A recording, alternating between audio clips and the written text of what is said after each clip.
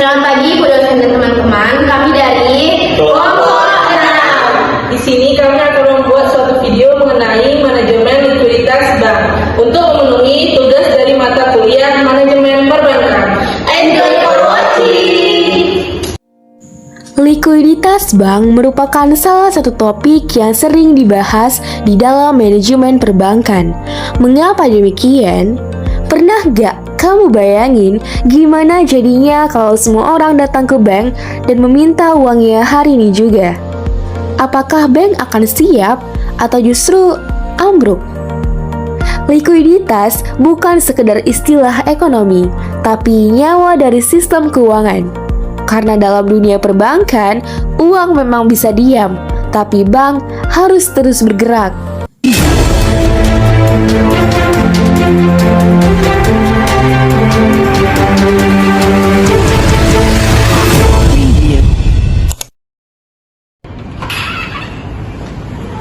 Lagi ngapain tuh kan? Ngapain kalian oi?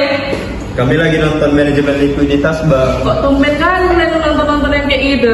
Soalnya tadi dosen ngejelasin kami nggak paham. Oh, kalian mau ikut juga lah, biar kami paham juga.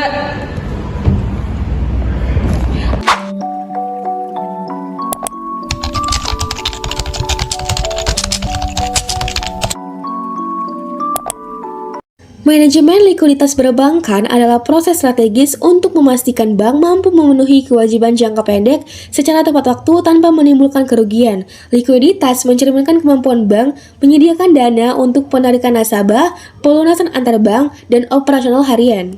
Prinsip dasarnya meliputi 1. Keseimbangan antara profitabilitas dan keamanan. 2. Matching principle atau kecocokan jatuh tempo aset dan kewajiban.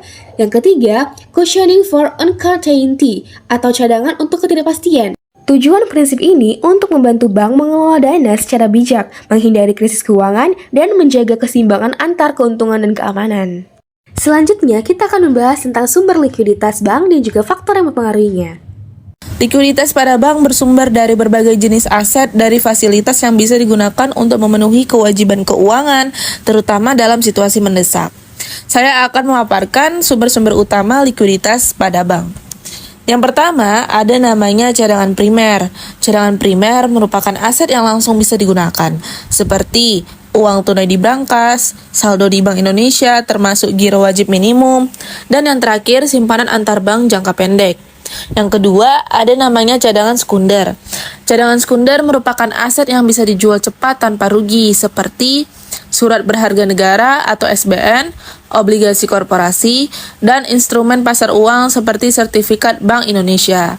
Yang ketiga, dana dari pasar uang. Dana dari pasar uang ini merupakan pinjaman jangka pendek, seperti yang pertama, pasar uang antar bank, lalu repo atau jual beli surat berharga dengan janji beli kembali, dan yang terakhir fasilitas pinjaman dari Bank Indonesia. Yang keempat, ada namanya arus kas dari aset lancar. Arus kas dari aset lancar ini merupakan dana yang masuk dari pelunasan pinjaman jangka pendek. Dan yang terakhir, yang kelima, ada namanya pendapatan operasional. Pendapatan operasional ini merupakan uang masuk dari bunga pinjaman, biaya layanan, dan jasa perbankan lainnya. Nah, apa aja sih faktor yang mempengaruhi likuiditas bank? Yang pertama, perilaku nasabah. Penarikan dana besar-besaran bisa memicu krisis likuiditas. Yang kedua, struktur pendanaan.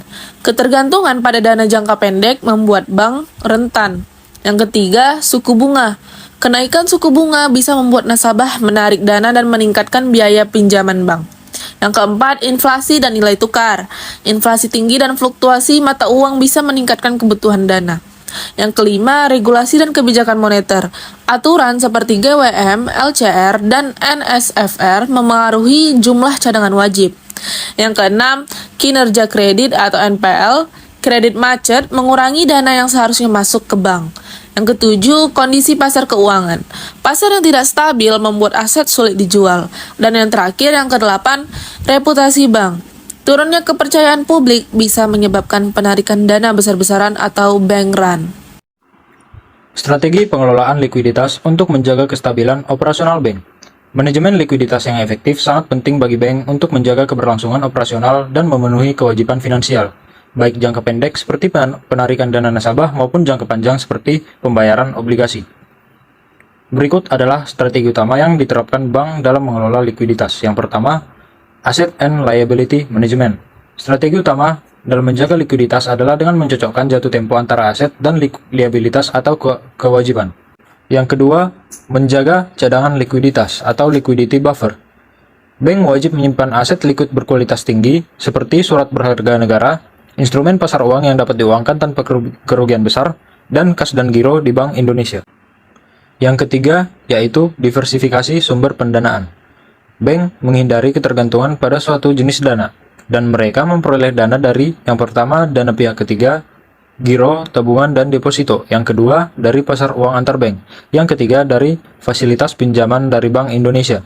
Dan yang terakhir, surat utang seperti Negotiable Certificate of Deposit dan obligasi subordinasi. Yang keempat yaitu penerapan Liquidity Contingency Plan atau LCP. Bank wajib memiliki rencana darurat untuk situasi kritis likuiditas. LCP mencakup yang pertama, skenario stress testing. Yang kedua, rencana aksi dalam kondisi darurat. Yang ketiga, sumber dana cadangan dan strategi komunikasi dengan nasabah serta otoritas. Yang kelima yaitu monitoring dan proyeksi arus kas. Bank menggunakan sistem cash flow forecasting untuk memprediksi kebutuhan dan sumber kas dalam jangka waktu harian atau mingguan hingga bulanan. Hal ini membantu mempersiapkan likuiditas yang memadai serta menghindari kekurangan dana mendadak. Yang keenam yaitu pengendalian risiko kredit dan NPL. Likuiditas sangat dipengaruhi oleh kualitas aset. Bank menjaga rasio non-performing loan atau NPL tetap rendah agar pembayaran pinjaman masuk lancar dan tidak mengganggu arus kas. Strategi ini dilakukan melalui yang pertama yaitu analisis kredit yang ketat, yang kedua penilaian agunan yang akurat, dan yang ketiga monitoring portofolio kredit. Yang ketujuh yaitu kepatuhan terhadap regulasi OJK dan Bank Indonesia. Bank harus selalu memenuhi ketentuan yang pertama, giro wajib minimum atau GWM. Yang kedua, Liquidity Coverage Ratio atau LCR. Dan yang terakhir, Net Stable Funding Ratio atau NSFR. Dampak dan resiko dari likuiditas bank. Yang pertama adalah resiko likuiditas. Dampaknya yaitu bank gagal memenuhi kewajiban jangka pendek seperti penarikan dana nasabah. Yang kedua ada resiko reputasi. Dampaknya ialah turunnya kepercayaan nasabah dan investor. Yang ketiga adalah risiko pasar. Terpaksa menjual aset dengan harga rendah. Yang keempat ada risiko kredit. Dampaknya adalah meningkatkan kredit macet atau NPL dan menurunkan arus kas. Yang kelima ada risiko operasional. Gangguan transaksi dan layanan nasabah adalah dampaknya. Yang keenam ada risiko sistematik. Dampaknya bisa menjalar ke bank lain dan sistem keuangan nasional. Yang ketujuh ada sanksi regulator.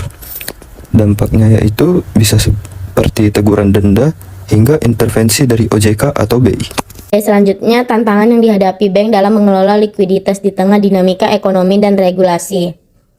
Yang pertama yaitu ada fluktuasi ekonomi makro. Nah, kita bahas dulu ya soal fluktuasi ekonomi makro, di mana inflasi tinggi, resesi, dan naik turunnya suku bunga bisa mengganggu keseimbangan pasokan dan permintaan uang. Ketika inflasi naik, daya beli masyarakat turun dan ini mengurangi simpanan di bank. Di sisi lain, krisis ekonomi global bisa bikin nasabah tarik dana besar-besaran, bahkan sampai memicu bank run. Ditambah lagi kalau suku bunga naik, biaya dana yang ditanggung bank juga ikut naik. Dan yang kedua ada ketergantungan pada dana pihak ketiga. Nah, bank juga sangat bergantung pada dana dari masyarakat loh, seperti giro, tabungan, dan deposito.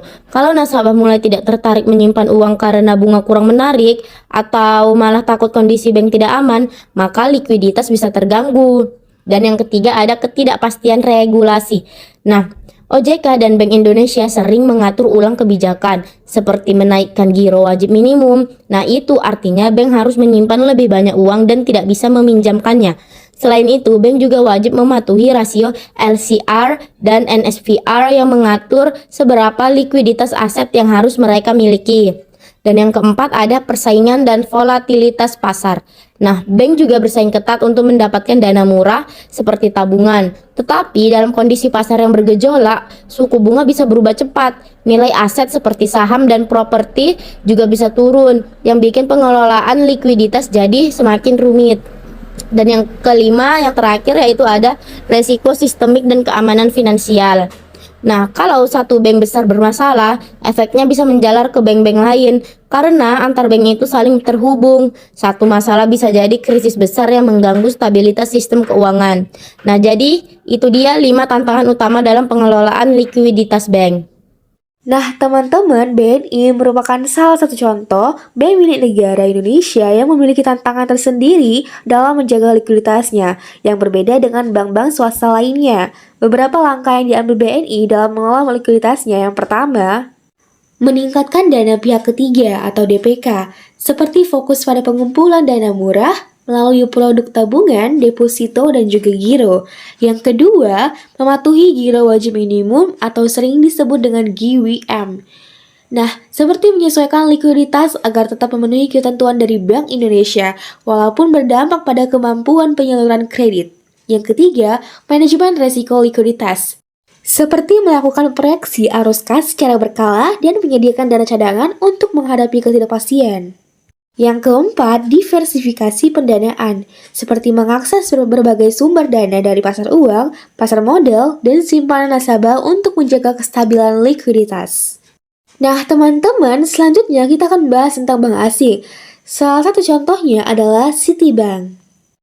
Sebagai bank multinasional yang beroperasi di Indonesia, Citibank memiliki berbagai cara untuk menjaga likuiditasnya dengan memperhatikan aspek global dan juga regulasi lokal. Antara lain, yang pertama, liquidity coverage ratio, dengan memastikan ketersediaan aset liquid berkualitas tinggi untuk menghadapi tekanan likuiditas selama 30 hari. Yang kedua, pendanaan jangka panjang, dengan mengurangi ketergantungan pada dana jangka pendek dengan menerbitkan obligasi dan menerima dana dari nasabah. Yang ketiga, pengelolaan cadangan kas, menyimpan kas dalam bentuk aset liquid seperti SBI, SBN, dan Sukuk, serta menyesuaikan dengan kondisi suku bunga. Yang keempat, manajemen risiko global, yang mengacu pada standar Basel III, dan memantau kondisi pasar global untuk antisipasi krisis likuiditas. Yang kelima, fasilitas bank sentral, menggunakan fasilitas likuiditas dari Bank Indonesia sebagai alternatif dalam situasi darurat. Nah, teman-teman, biar kalian semua makin paham dan makin keren, kalian harus tahu nih 20 istilah likuiditas.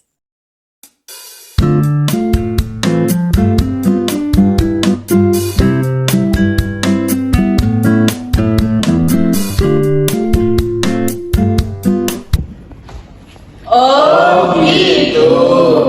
Kami nggak ngerti. Kalian gimana? Sekian video dari kami, terima kasih telah menonton.